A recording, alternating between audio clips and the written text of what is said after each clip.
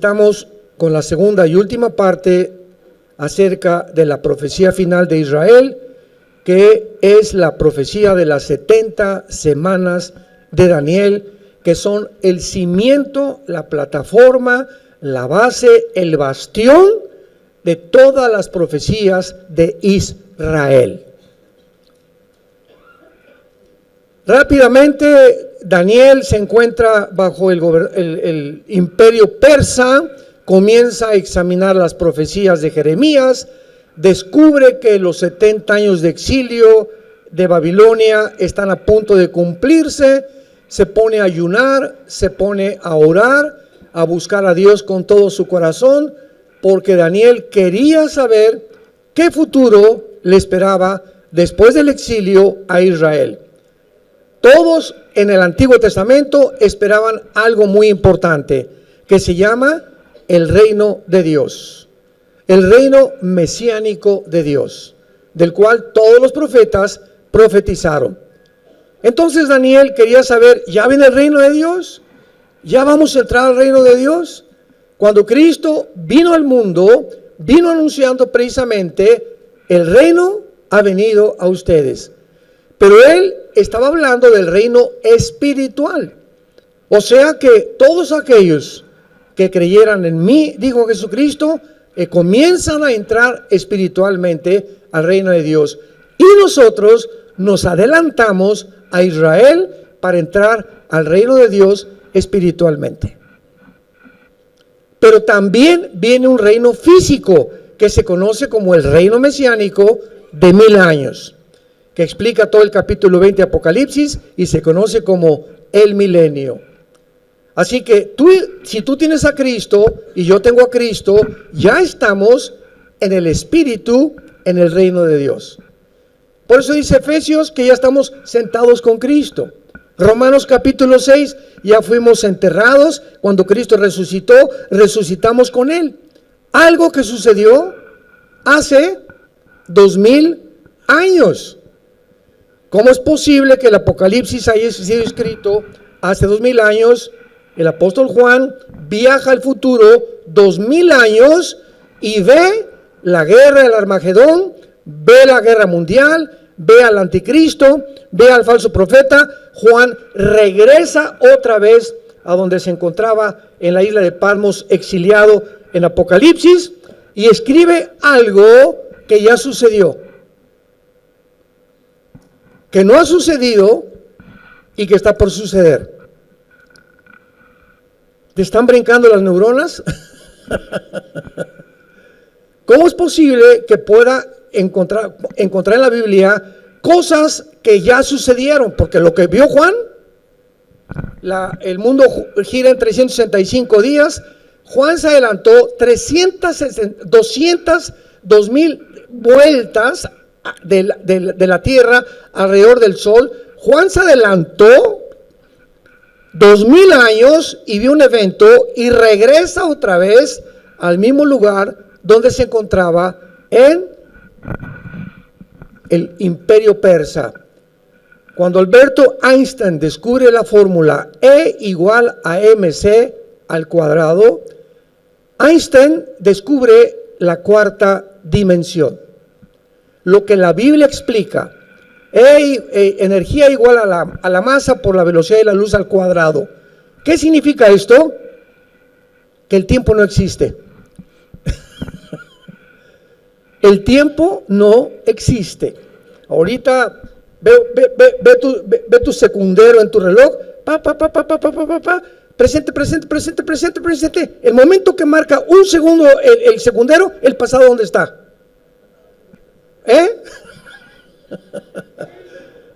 Cada vez que marca 1, 2, 3, 4, el pasado, ya quedó completamente atrás. Es el segundo, no lo recuperas jamás. Y cuando descubrimos realmente que esto es realidad y que podemos viajar en el tiempo, porque los profetas viajaron en el tiempo, Ezequiel fue llevado al pasado, Babilonia. Oye, Señor, ¿por qué nos castigaste? Etcétera, etcétera. Vas a ver por qué. Lo saca Dios de su cuerpo, lo lleva al pasado, al tiempo de la cautividad babilónica, y le dice, mira lo que hizo Israel. Los sacerdotes violaron, comenzaron a adulterar, a fornicar, a hacerle infiel a sus esposas, y por esto están castigados ahora. Y regresa al presente Ezequiel, y entonces se entiende que Dios es un Dios justo. Pablo en 2 Corintios 12 es arrebatado y llevado al cielo. Y Pablo era tan humilde que dice: yo no sé qué fue lo que vi allá arriba, pero sabe una cosa que no se los puedo contar. No hay palabras para decirle de lo que yo fui, de lo que vi y oí allá arriba en el cielo. Y entonces Pablo, más adelante, 2 Corintios 12, escribe: para que las revelaciones, para que todo lo que vi y oí no me exalte ni me ensoberbezca, Dios ha permitido un aguijón en mi carne. Él tenía alguna enfermedad, muchos dicen que era un problema oftalmológico de los ojos, porque en Gálatas se escribe: mirad con cuán grandes letras os escribo. Cualquier cosa que haya sido, él tenía un aguijón para mantenerlo humilde. Pablo, el apóstol, el más grande misionero de la época cristiana. Así que todos nosotros debemos recordar eso. Dios quiere mantenernos humildes a todos. Nunca te exaltes, nunca te ensoberbezcas por el dinero, por la posición, por lo que tengas, y siempre estemos dispuestos a ayudar a los demás, a vivir a los demás. Ahora rápidamente, ¿verdad? Estamos en el camión. Todos los hombres tienen obligación de bajarse del camión antes que la esposa y darle la mano para que se baje su esposa. No digo cuántos lo hicieron ni cuántos no lo hicieron. Al principio lo tuve que hacer yo con otro hermano porque todos pasaban como los chinos. Se bajaban y la esposa por ahí, ¿verdad? Y bájate, apúrate. Cuando te sientes en un restaurante, le jala la silla a tu esposa, porque ellas merecen respeto, consideración y caballerosidad, que se ha perdido completamente en nosotros los varones, y tenemos que regresar al varón de Dios.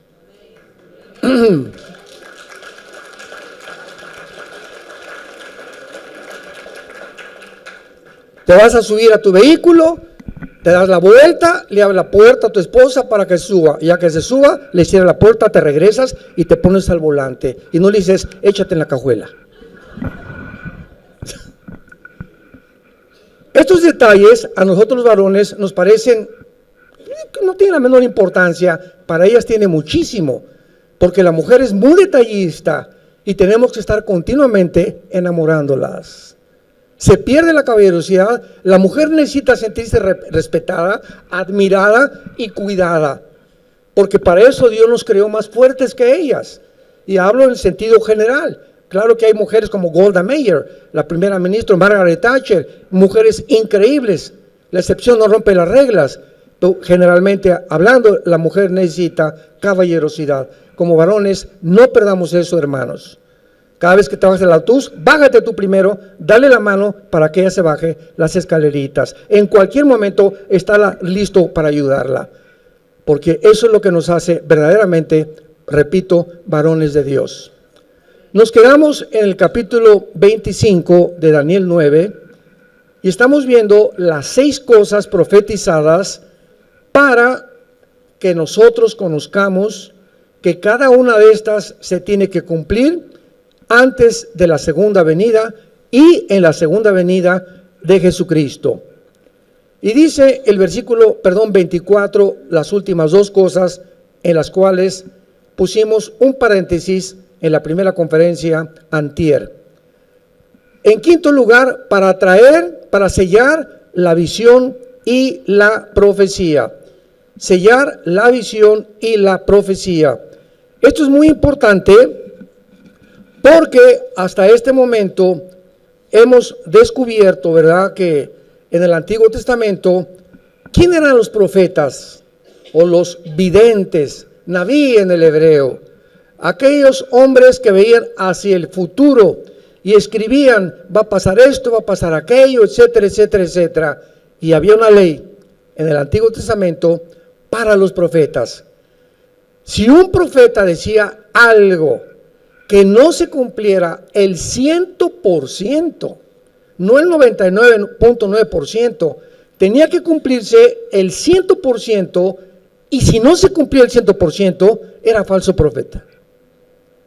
Entonces, en el siglo I de la época cristiana, el canon de las escrituras se cerró. La Biblia fue escrita aproximadamente en 1500 años, por más de 40 autores. Unos eran pastores, otros profetas, otros como Isaías sirvió servía en el gobierno. Daniel sirvió a 3 imperios babilónico, medo-persa, y muere antes de que entre Alejandro el Magno con el imperio griego. 40 hombres que entre ellos casi no se conocieron, pero todos escribían y estaban conscientes de la coordinación y de la increíble exactitud de la palabra de Dios. Estos 1500 años en que se formó la Biblia, se cerró el canon en el siglo I, porque los apóstoles mandaban las cartas a Tesalónica, a Colosas, a Éfeso, etcétera, etcétera, y mientras ellos vivían, se cercioraron que esas cartas pertenecieran al canon que se cerró.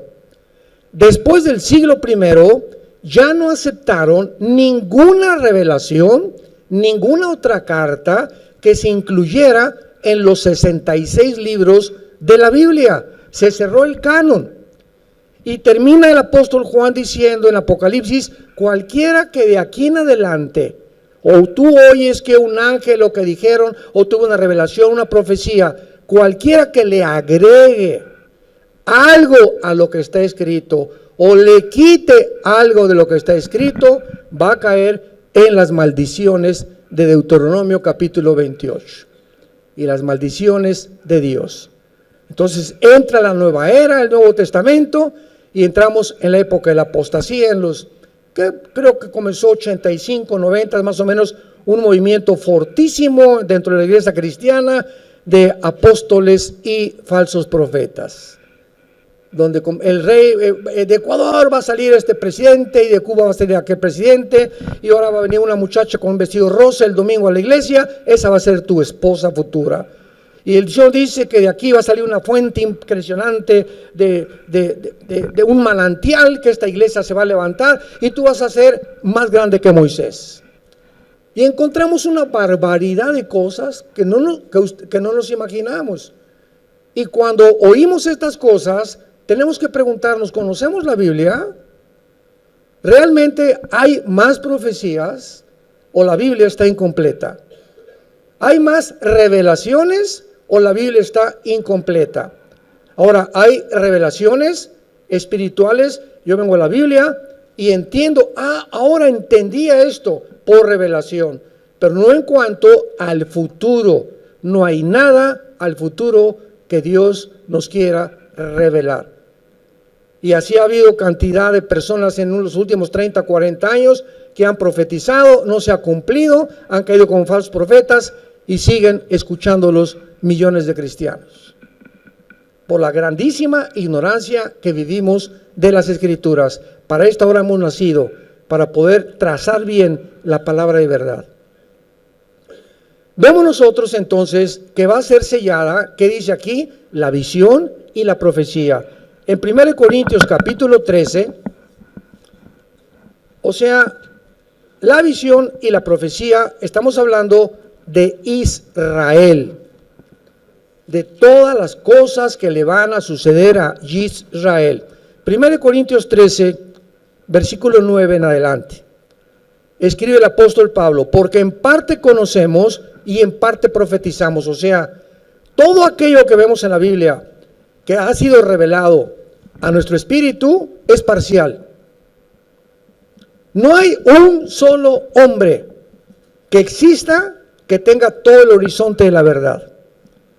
Por eso siempre habrá errores, pero no herejías. Hay un predicador grandísimo que admiro mucho en California, ¿verdad? Y que lo he seguido durante muchos años, y tiene ciertas cosas que no me parecen, o que me parecen que como que está exagerando o no está exagerando, y lo hago a un lado porque el 90% es alimento que a mí me gusta. Hay otro teólogo, ¿verdad? Fulano de tal, que tiene unos libros maravillosos y los he leído, etcétera, etcétera, pero es hipercalvinista, por ejemplo, que cree que algunos fueron escogidos para el cielo y otros para el infierno, lo cual no estamos de acuerdo en lo absoluto, porque no se puede negar la libertad y la responsabilidad moral que tenemos delante de Dios. Y así pasan muchas cosas. Entonces no vas a encontrar un hombre que tenga toda la verdad. Yo muchas veces he dicho cosas, ¿verdad?, que me arrepiento de haberlas dicho, y las que realmente puedo lastimar a la gente, tengo que pedir perdón. Tenemos que humillarnos delante de Dios. Esto lo dije, sucedió creo que el año pasado. Yo dije, creo que el 28 viene Cristo. La regué, pero bien gacho, ¿verdad? Porque no lo debía haber dicho con tanto dogmatismo, que fue mi gran error. Pude haber dicho, es más o menos alrededor. Se me echaron encima como no saben. ¿Por qué? Porque mientras más figura pública eres, todo el mundo está esperando, precisamente, analizan con lupa lo que dices, para cualquier error que tengas, lo publiquen y atraer seguidores en las redes sociales. Ya se ha convertido esto en una costumbre, y tenemos nosotros que enfrentar todo esto y darnos cuenta que es el precio que se tiene que pagar. Por eso tenemos la responsabilidad de estudiar conscientemente y responsablemente la palabra de Dios. En parte conocemos y en parte profetizamos, mas cuando venga lo perfecto que no ha venido, entonces lo que es en parte se acabará. Cuando yo era niño, hablaba como un niño. ¿Cómo hablaba un niño? Gugu, tata, mamá, tata. Pensaba como un niño. Papá, ¿por qué los globos se suben? Papá, en el avión, ¿por qué la gente parece hormiguitas de chiquitos? Papá, ¿quién creó a Dios? Pensamos como niños. Juzgábamos como niños. Papá, si me quieres, ¿por qué me pegas? Mas cuando ya fui hombre, dejamos todos esos pensamientos y comenzamos a madurar. Ahora vemos por espejo, oscuramente. Mas entonces, o sea, cuando venga Jesús, veremos cara a cara. Ahora conozco en parte, pero entonces conoceré como fui conocido. Pero ahora permanecen la fe, la esperanza y el amor. Estos tres, pero el mayor de ellos, y lo dice el capítulo precisamente de 1 Corintios, tú puedes ser un teólogo y conocer todos los misterios, hablar en lenguas y tener poderes de lo que tú quieres, pero si no tienes amor, ¿sabes una cosa? No eres nada. Todas esas características y virtudes que se atribuyen que tú tienes, o un gran predicador, o un gran historiador, o lo que sea, no me importa lo que sea, dice el Dios. Estoy buscando que tú puedas cada vez enamorarte más de mí y amar más a tu familia, amar más a la gente, amar más a tus hermanos. Si entramos a la iglesia, les dije, como si entramos al cine y otro al cine, las palomitas, y no me importa quién está acá, y así hay gente que entra a la iglesia o aquí en las reuniones, no ves a nadie, no saludas a nadie, no ves el que está atrás, etcétera, etcétera, porque vienes solamente a complacerte, a mí. Y cuando entras a la iglesia, entras buscando a quién podemos abrazar, a ayudar. Una palabra. Doña Chenchi está la pobre con cara de mártir desde que entré a la iglesia. Doña Chenchita, nadie la pela, nadie la fuma, nadie le hace caso, porque no les importa a nadie. El amor comienza a enfriarse en nosotros y comenzamos a creer que somos grandes cristianos porque hacemos grandes cosas, pero lo que a Dios le interesa es que amemos a las ovejas por las cuales Él dio su vida en la cruz. El que está junto a ti, Cristo murió por él. El que está atrás de ti, Cristo murió por él. Entra y busca siempre a quien abrazar, a quien darle una palabra, a quien los WhatsApps, ¿para qué nos sirven?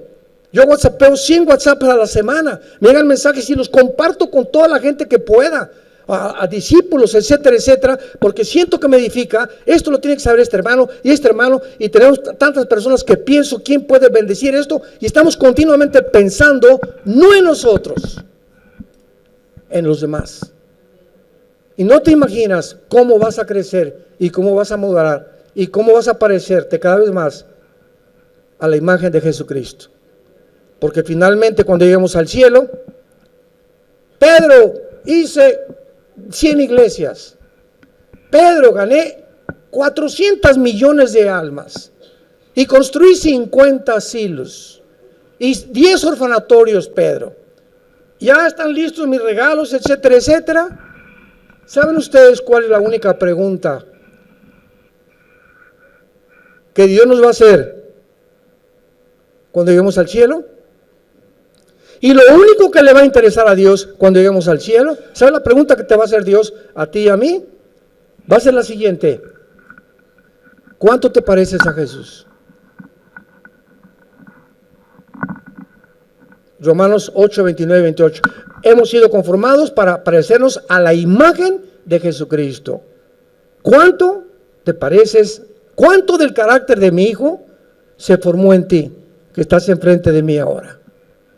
No me digas nada de lo que ganaste, ni de lo que hiciste, ni de lo que construiste. Mi interés toda mi vida fue que mi Hijo se reprodujera en tu carácter. Regresamos entonces a Daniel y comprendemos por qué la visión va a ser sellada y la profecía, pues porque ya no se va a necesitar. Y dice finalmente, y a ungir al Santo de los Santos, cuando ya en el reino milenial Jesucristo sea ungido a Israel, le reconozcan como el Mesías y pueda el Mashiach Kadosh ungir al Santo de los Santos en el original hebreo, así dice, Mashiach Kadosh, para que pueda ya finalmente reinar universalmente. Muy bien, cuando estas 6 cosas se cumplan, y sabemos que se van a cumplir durante el tiempo de la tribulación, este es el panorama de los 490 años que Dios le revela a Daniel a través del ángel Gabriel. 490 años hay, y a continuación comienza Dios a darle a Daniel ciertas claves. Versículo 25, le dice el ángel Gabriel a Daniel, continuando con esta revelación: sabe pues y entiende que desde la salida de la orden para restaurar y edificar a Jerusalén hasta el Mesías príncipe, habrá 7 semanas y 62 semanas, o sea, 483 años.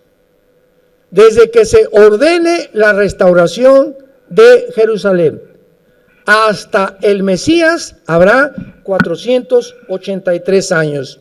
Y esto es algo asombroso, porque el decreto dado para la reconstrucción de Jerusalén no fue dado hasta 100 años después de la muerte de Daniel, si lo quieres apuntar, porque esto es matemáticas cronológicas exactas bíblicamente. ¿Qué le estoy diciendo?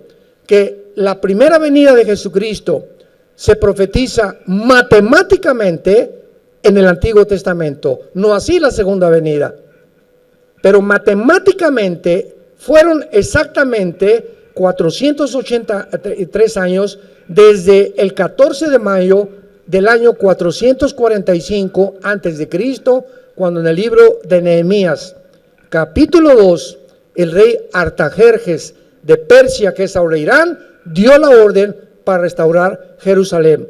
Estamos hablando de 483 años, y esto es asombroso, porque vuelvo a repetir como dijimos hoy en la mañana.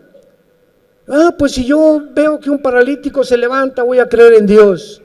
Y si hubiera como Carlos Sagan, el astrónomo ateo, cuando muere le dice a su familia: yo no creo en Dios porque no hubo suficientes evidencias. Si hubiera más evidencias de creer en Dios, ¿y por qué no se nos aparece Dios y nos dice de una vez que Él es Dios para creer en Él? O sea, Él quería a su gusto un Dios. Y así está la gente. No, si yo fuera Dios haría esto. Y si no fuera Dios no permitiría que estos niños se murieran. Y si yo fuera, espérame tantito, pero ¿sabes una cosa? Descúbrelo, no eres Dios.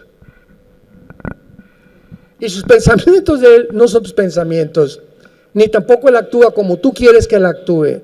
No es un Dios al gusto, no es un Dios al menú. Llegas a un restaurante y quiero esto y quiero esto. Tú no puedes llegar, yo quiero un Dios así y así y así. Y si es así, así, así, voy a creer en Él. Qué equivocado estás. Cuánta soberbia intelectual de los seres humanos. Entonces, después de los 483 años, comienza la reconstrucción, y cuando Jesús entra a el Domingo de Ramos, el Domingo de Ramos se cumplen los 483 años desde el 14 de mayo del año 445 antes de Cristo, de una forma cronológica asombrosa que solo Dios lo pudo hacer. Y cuando Cristo entra a Jerusalén, Él comienza a decirle a la gente, vayamos a ver qué fue lo que expresó en Lucas 21, para que entendamos claramente que fue en esta época cuando Cristo realmente cumple esta profecía, el príncipe que ha de venir. Lucas 21, dice el versículo 24, caerán a filo de espada, serán llevados cautivos a todas las naciones. Jerusalén será hollada o pisoteada o devastada por los gentiles hasta que los tiempos de los gentiles se cumplan. Dios profetiza a través de su Hijo Jesucristo, donde nos encontramos nosotros. Los judíos no van a volver a tener el control de esta nación hasta que Jesucristo regrese. En la guerra de 1967 recuperaron parcialmente el general Moshe Dayan. Hoy en la librería del Holocausto, ¿no se asomaron a ver los libros que hay? Yo me los quería traer todos. Era increíble la cantidad de información que había. Todo un libro dedicado a la guerra de los 6 días, al antisemitismo, a la guerra del 73, Yom Kippur, a la del 48, a la vida de Ben Gurión, el primer presidente de Israel. Había una biblioteca impresionante, muy barato los libros, acerca de toda la historia de Israel. Pero en 1967, Israel es rodeada. Otra vez, el 48, 56, 67, el junio de 1967, por 5 naciones árabes. El presidente Anwar Nasser de Egipto le habla al presidente de Siria y de Irak y de Líbano: ya estamos hartos de los judíos, echémoslos al Mediterráneo. Y hacen un plan desde el mayo para tratar, cierran el canal de Suez, el presidente de Egipto, y los judíos inmediatamente se dan cuenta que al cerrar el canal de Suez están completamente amenazados.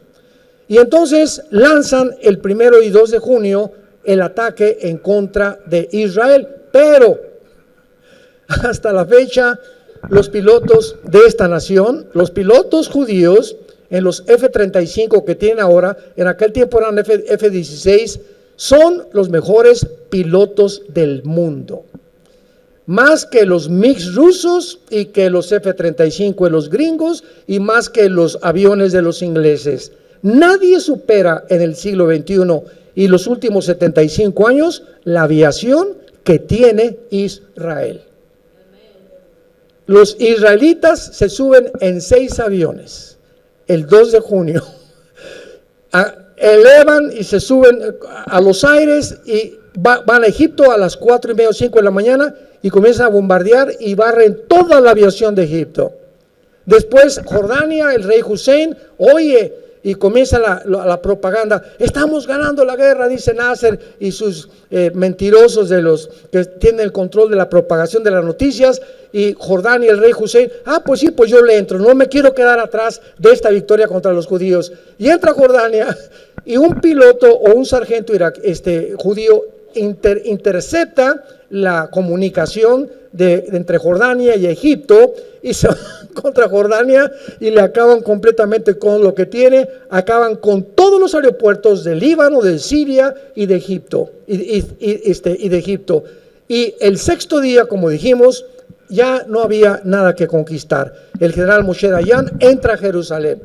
Y comienzan primero, Baruch Hashem Adonai Elohim, Dios bendito el que viene en el nombre del Señor. Jerusalén ya es nuestra. La península del Sinaí la conquistan, entran a Egipto, a la península del Sinaí y las colinas del Golán. ¿Se acuerdan? El mar de Galilea, que es la frontera con Siria, se apoderan de toda esa frontera en 1967.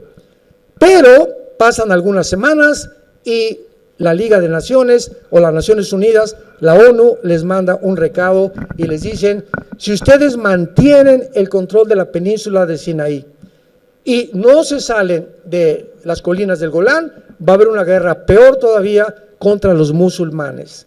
Entonces el general Moshe Dayan se sale de la península del Sinaí y les dejan ese territorio que conquistaron. Y Jerusalén, tienen que repartir Jerusalén y les dejan la mitad, como mañana lo vamos a ver. Los muros de los lamentos es la parte que le corresponde a Israel y del lado izquierdo es del Islam. Entonces viene un acuerdo para que entreguen la mitad de Jerusalén. Y las colinas del Golán, dice el general Moshe Dayan, ni de chiste, porque el día que nos retiremos de las colinas del Golán, que es la frontera con Siria, es como si nos apuntaran con un cañón y en cualquier momento nos pueden devastar y acabar con la nación. Entonces, hasta este momento mantienen el control de las colinas del Golán, de la mitad de Jerusalén, y cuando llegan, ¿verdad?, le dan la franja de Gaza a los palestinos y el Banco Oriental en Jericó, donde tú y yo comimos hace 1 o 2 días. Esta ha sido la guerra más espectacular de todos los tiempos, porque está escrito que nadie los iba a sacar de su tierra, que Dios los había establecido. Ahora, vean ustedes también que esto es maravilloso, porque en Mateo capítulo 23, Cristo dijo estas palabras, versículo 37 al 38. Mateo 23, 37 al 38, y dice así: Jerusalén, Jerusalén, es Jesús, el Mesías, hablando, que matas a los profetas y apedreas a los que te son enviados. Escuchen muy bien estas palabras, hermanos. ¿Cuántas veces quise juntar a tus hijos como a la gallina, juntar a sus polluelos debajo de las alas, y no quisiste? He aquí, vuestra casa os es dejada desierta. Porque os digo que desde ahora no me veréis hasta que digan Baruch Hashem Adonai Elohim. No me volverán a ver hasta que me reconozcan como el Mesías. ¿Y cuándo será esto? Cuando se cumpla la semana 70 de Daniel, que es los 7 años de la gran tribulación. Vean la profecía en el libro de Oseas. En el libro de Oseas, que está junto a Daniel, vean ustedes qué profecía en el capítulo 3 de Oseas se hizo 700 años antes de Cristo. Oseas 3, versículo 4. Porque muchos días estarán los hijos de Israel sin rey, sin príncipe, sin sacrificio, sin estatua, sin efod y sin terafines. Cristo muere, les dice, van a quedar desiertos, no me vuelven a ver. Yo me regreso al Padre y no voy a regresar hasta que cuando regrese ustedes sepan y me reconozcan que yo soy el Mesías.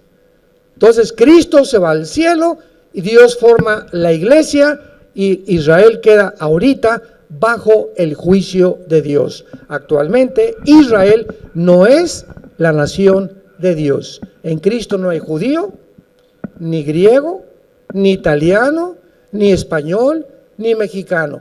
Ahora me decía nuestro guía, entonces el judío, ¿qué es actualmente? Digo, los que se acepten como el Mesías forman parte de la iglesia.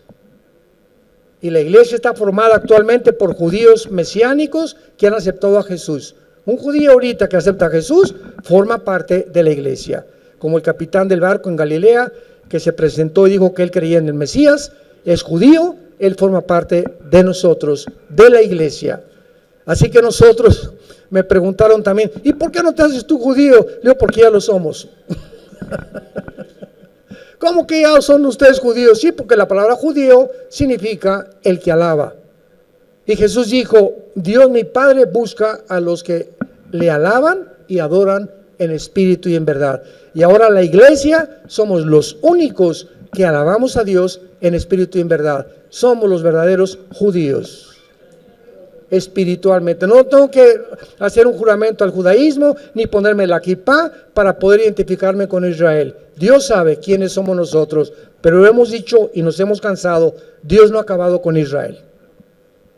Viene por ellos y todo esto que estamos haciendo, visitando y llenando esta tierra con todo aquí, con los cristianos, no se imaginan el testimonio que estamos dando, principalmente a los guías. Están asombrados los guías que sabemos más de teología que ellos. Ellos son expertos en historia y en arqueología y paleontología, antropología, y qué bárbaro, qué lecciones. Hemos recibido lecciones gratuitas, ahora sí, ¿verdad? Incluidas en el viaje, una lección de un maestro todos los días. Yo no me canso de ir, Isaac, cuánto conocimiento tienen por el amor de Dios, pero no pueden meterse a la teología porque aún las vendas no se les caen de sus ojos y no entienden muchas cosas que nosotros hemos comenzado a entender. Regresamos a Daniel y en penúltimo lugar dice la Biblia que después de que las murallas sean reconstruidas, se cumplan los 483 años, versículo 26. Y después de las 62 semanas, se quitará la vida al Mesías. Profetizado 600 años antes de Cristo. Daniel vivió en el año 680, 683 antes de Cristo. Y dice, mas no por sí. Y el pueblo de un príncipe que ha de venir, destruirá la ciudad y el santuario. Y su fin será con inundación hasta el fin de la guerra. Durarán las devastaciones. Y por otra semana, aquí está, la última semana, los últimos 7 años para que se acaben de cumplir los 490 años o las 70 semanas de la profecía. 7 por 7 son semanas de años, 490 años. Ya se cumplieron 483 y quedó una semana pendiente. ¿Qué es esta semana? Y esta semana, ¿quién es el que la va a confirmar? El príncipe que ha de venir, que es el anticristo. En el momento que el anticristo confirme, y vean qué interesante lo que dice, el príncipe que ha de venir destruirá la ciudad y el santuario, su fin será con inundación, y por otra semana confirmará. ¡Qué tremendo! No dice y por otra semana va a firmar. O sea, el anticristo va a confirmar un pacto. A confirmar significa que ya existía. Abran los oídos. ¿Se acuerdan los acuerdos de Oslo en España? Y después se fueron a España, se fueron a Noruega, se fueron a los países escandinavos buscando la solución entre Bill Clinton. Hay una foto de Bill Clinton con Isaac Rabin y Yasser Arafat, que fundó el Partido para la Liberación de la Palestina, ¿verdad? Que fue el terrorista número 1 del siglo XX, etcétera, etcétera. Todos han fracasado. Y el presidente Trump, por primera vez en la historia, las únicas naciones árabes que estaban en paz con Israel eran Jordania y Egipto, desde hace 45, casi 50 años. Y después de casi 45, 50 años, cuando entra el presidente Trump invita por primera vez a las naciones árabes para que formen parte del acuerdo de Abraham. E inmediatamente lo confirman los Emiratos Árabes, Bahrein, Marruecos, etcétera, etcétera. Y entran bajo Israel y la protección de Israel 4 naciones árabes, algo inconcebible. ¿Cómo ahora los árabes, enemigos de Israel, están pidiéndole ayuda a Israel quedar bajo su paraguas? Bueno, porque Irán bombardeó hace 2 años algunos pozos petroleros, los judíos bombardearon algunos pozos petroleros, Irán bombardea algunos pozos petroleros de Arabia Saudita, y los árabes dicen, si ahora el presidente Biden ya no nos ayuda, ¿quién nos va a ayudar? Y Arabia Saudita no le quiere entrar porque es la nación más poderosa de la península arábica, porque Arabia Saudita dice lo siguiente: mientras Israel no le permita a los palestinos formar un estado dentro de Israel, un estado palestino y un estado de Israel, no vamos a tener relaciones con Israel. Y Arabia Saudita hasta el momento no ha entrado a los acuerdos de Abraham. Y de acuerdo a Ezequiel 38, no va a entrar. Como los chinitos nomás mirando, cuando venga la invasión de Rusia, van a protestar, nada más a protestar. ¿Por qué a protestar? Porque no van a poder hacer absolutamente nada. Todo está escrito.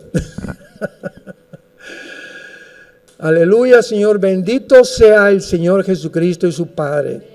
Gracias por habernos dejado estas maravillas, esta información que vemos cómo está avanzando todo. Llega Biden y el petróleo no funcionó. Rusia lo está ayudando China con el petróleo y pues ¿qué hacemos? Y ya le cerraron la llave Putin al Nord Stream para que no surte petróleo a Europa. ¿Y qué hace Biden? 3 meses antes Biden maldijo al jeque, el director, el presidente o el rey de Arabia Saudita. Le dijo que era un maldito porque mató a un periodista y estaban involucrados. Y después de insultar al jeque, 3 o 4 meses, el presidente Biden llega a Arabia Saudita a decirle: please, produzcan más petróleo. Y le dice: no, cállese. Y se regresa nunca había pasado esto, se regresa con la cola entre las patas, Biden a Estados Unidos, ¿y qué creen que hace? Le pide petróleo a Maduro. Le pide petróleo a Venezuela. Cuando el presidente Trump estuvo a punto, ¿verdad? Ya casi, no sé si invadir Venezuela, pero le declararon la guerra y lo consideraron como un terrorista a todo el gobierno de Nicolás Maduro en Venezuela. Pues ahora Biden va con Maduro para decirle: danos petróleo. O sea, haciendo la vergüenza, se sale de Afganistán ante una vergüenza impresionante. Dejen a Afganistán al presidente Biden 7-8 billones de dólares de tanques de guerra, de municiones, de ametralladoras, de pistolas. ¿Por qué? Por el miedo que pudiera hacer Afganistán. Y en 2 días la embajada de Afganistán se quedan atrapados todo el personal y Biden no hace nada por sacarlos. Comienzan a sacar aviones, los afganos quieren huir y comienzan a cerrar todo Afganistán y dejan el ejército y todos los tanques y todo el armamento ante la vergüenza del mundo entero. Estados Unidos está condenado y está bajo el juicio de Dios. Y esto es lo que va a suceder. ¿Por qué? Porque ha llegado a su fin, a una crisis política, económica, pero principalmente moral. Y para terminar, en Daniel 12, que ya describe la tribulación, dice el versículo 1, en aquel tiempo se levantará Miguel. ¿En qué tiempo? Todo el capítulo 11 del versículo 38 al 45 describe las guerras del anticristo en el Medio Oriente. Por eso dice el capítulo 12, en aquel tiempo, o sea, conectando con el tiempo que se acaba de describir. Se levantará Miguel. Ustedes saben que el arcángel Miguel es el arcángel de Israel, ¿verdad? ¿Sabían? Es el arcángel que cuida esta nación. El mero jefe de todos los billones de ángeles del universo, Miguel, cuida la nación de Israel. ¿Habrá alguien que cuide Toluca? ¿O México?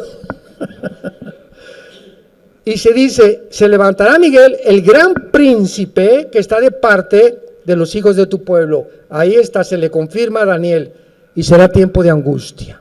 O sea, Miguel se va a levantar en el tiempo de la semana 70 de la tribulación, y en Apocalipsis 12 dice: y habrá una guerra en el cielo entre Satanás y sus ángeles y Miguel y sus ángeles, y ya no prevalecerán, serán arrojados del cielo a la tierra, y vendrá Satanás con gran ira tratando de destruir finalmente a la nación de Israel, y va a fracasar, porque jamás volverá a destruir nadie ni nada a Israel. Porque así Jehová lo ha dicho. Y finalmente dice el versículo 3, los entendidos resplandecerán como el resplandor del firmamento, los que enseñan la justicia a la multitud como las estrellas a perpetua eternidad. Pero tú, Daniel, cierra las palabras y sella el libro, o el sefer en el hebreo, que significa todas estas profecías. ¿Hasta cuándo? Hasta el tiempo del fin. Muchos correrán de aquí para allá y la ciencia se aumentará. Versículo 9, él respondió, anda Daniel, otra vez el ángel. Estas palabras están cerradas y selladas hasta el tiempo del fin, hasta et ketz, que es la frase en hebreo para describir los tiempos finales. Mucho ojo, versículo 10. Muchos serán limpios y emblanquecidos y purificados. Los impíos procederán impíamente como lo estamos viendo, y ninguno de los impíos entenderá, pero los entendidos entenderán. Tú perteneces a esta generación que están entendiendo que sin santidad no veremos a Dios. ¿Has llegado a entender que tienes que tomar en serio a Dios? ¿Y has llegado a entender el gran precio que Cristo pagó en la cruz por ti, por tus hijos, por tu familia, por tu trabajo y por nosotros? El que no lo entienda va a pertenecer a los impíos. Y como dijo Mateo 24, como en los días de Noé, vino el diluvio porque no entendieron, pero los entendidos entenderán. Dios le dice a Daniel, Daniel, hace 2600 años, todo lo que te estoy dando ahorita, nadie lo va a entender en 2600 años. Nadie, ni teólogos ni nada. Y en el tiempo del fin, el Espíritu Santo va a abrir estas profecías, y los que vivan en esa generación es para ellos. Ellos lo van a entender, como lo estamos comenzando a entender nosotros en el siglo XXI. El Espíritu Santo se está moviendo como ustedes no se imaginan, y tantas cosas ocultas que no se entendían hace 5 años, 10 años de la Biblia, las vamos a comenzar a entender. Pero solo los entendidos, porque es imposible, como dice en el Sermón de la Montaña, los puros verán a Dios. ¿Qué significa esto? ¿A dónde vemos a Dios? En la Biblia. Yo no puedo ver en la Biblia y tener un amante. Yo no puedo ver en la Biblia y tener rencor. Yo no puedo venir en la Biblia y le grité a mi esposa anoche y no le pedí perdón. Yo no puedo venir a la palabra a presentarme al trono de Dios ante su palabra cuando mi corazón está sucio y mi alma está infectada y estoy intoxicado por el pecado. Tengo que sacar todo esto. Tengo que tratar de vivir en santidad delante de Dios, para que cuando venga Dios, dichosos los puros de corazón, porque podré entender la Biblia. ¿Quiénes son los que entienden la Biblia? Los que se limpian diariamente del pecado, si confesamos nuestros pecados. Él es fiel y justo para perdonarnos de toda maldad. Y Él quiere alabarte en esta noche y decirte que te ama, pero que tú no puedes seguir viviendo así. Y mientras más vivas en pecado, más duro se hará tu corazón, más difícil va a ser entender, más te amargarás, más estrés, más angustia, y a lo mejor vas a ganar mucho dinero o vas a triunfar y te darás cuenta que todo eso que tú anhelabas se vuelve maldición. ¿Por qué? Porque como dice el rey Salomón, al que a Dios le agrada, Dios le da salud y dicha y gozo para comer y beber de su vida. Porque he visto un mal debajo del cielo, aquel al que muchos hombres tienen todo, no les falta nada, pero Dios no les da el don para disfrutar de la vida. ¿En qué categoría te encuentras tú? ¿No quisieran muchos de ustedes que tal vez no tienen a Jesucristo en esta noche venir a la cruz? Yo te invito a que te arrepientas de tus pecados en esta noche, le pidas perdón a Dios por tu vida y le digas que entre a tu vida como tu Señor y como tu Salvador antes que regrese a México, a Chile, a Argentina, mañana o el sábado. Y en el muro de los lamentos verás cantidad de judíos mañana pidiéndole, ¿verdad? Metiéndole papelitos ahí a Dios. Ven por favor, pidiéndole que venga el Mesías. Ellos quedaron ciegos cuando el Mesías estuvo enfrente de ellos. No lo reconocieron. Esta noche el Mesías te ha sido presentado. ¿Lo puedes ver? Puedes discernir qué es la Biblia a través del Espíritu Santo, que es Dios el que te está hablando. Si lo puedes hacer, dichoso seas. Inclinemos la cabeza. Te damos gracias, Señor, por tu palabra. Bendito sea el Dios y Padre de Jesucristo nuestro Señor, que nos ha hecho renacer para una esperanza viva, por medio de la resurrección de su Hijo Jesucristo entre los muertos. Gracias, Señor, porque no hay nada perverso ni torcido en tu palabra. Toda ella es recta al que entiende, razonable a los que han alcanzado la sabiduría. En esta mañana, en esta noche, Dios te ha hablado a través de la Biblia, diciéndote que eres pecador y que si tú mueres en pecado, la condenación eterna te está esperando. De cierto os digo, dijo Jesús, que oye el que oye mi palabra y crea al que me envió, no vendrá a esta condenación, sino que pasará de las tinieblas a la luz. Porque de tal manera te ama Dios. Nos ama Dios, que nos ha dado en esa cruz, manifestando su amor, su eternidad, su sabiduría y su odio al pecado. Es tan grande el odio que tiene Dios contra el pecado, que no perdonó a su Hijo Jesucristo. Pero ahora Él quiere perdonarte a ti. Y si tú rechazas, morirás también sin el perdón eterno de tus pecados, alejado de la presencia eterna de Dios. ¿Qué tengo que hacer?, me preguntarás, para poder arreglar mi vida delante de Dios. Número 1, arrepiéntete. Esto es, reconoce que la forma como tú estás viviendo ahorita no le agrada a Dios, que necesitas cambiar de camino e ir en sentido contrario al camino que llevas. Porque si tú crees que hay caminos que te estás realmente bendiciendo, hay caminos que parecen derechos, pero su fin es camino de muerte. Cree que Jesucristo en la cruz pagó con su sangre por tus pecados, que a los 3 días resucitó de los muertos, y simplemente dile en el silencio de tu alma, en este momento: Señor Jesús, perdóname. Creo que en esa cruz pagaste con tu sangre por mis pecados, y te pido en este instante que entres a mi vida, porque creo que vives, que venciste la tumba y que eres mi única esperanza, fortaleza, mi roca, esperanza mía, castillo mío, mi Dios. De aquí en adelante, ¿en quién confiaré?